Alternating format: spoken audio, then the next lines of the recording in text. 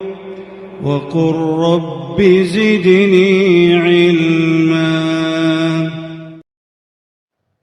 ایک سوال یہ آیا ہے، کوئی آدمی ظہر یا عصر کی نماز اکیلے پڑھ رہا ہے، سری نماز بولتے ہیں اس کو، اس میں زور سے قرات نہیں ہوتی ہے۔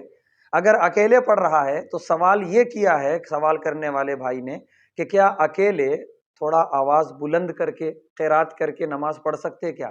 تو جواب یہ ہے کہ نہیں، اس میں اجازت نہیں ہے۔ جو نماز سری ہے، یعنی جماعت سے اگر وہ نماز پڑھ رہے تو امام صاحب قرات نہیں کر رہے اس نماز میں، وہ نماز اگر اکیلے پڑھے تو بھی سری پڑھنا ہے، آواز بلند نہیں کرنا ہے، خاموشی سے پست آواز میں پڑھنا ہے۔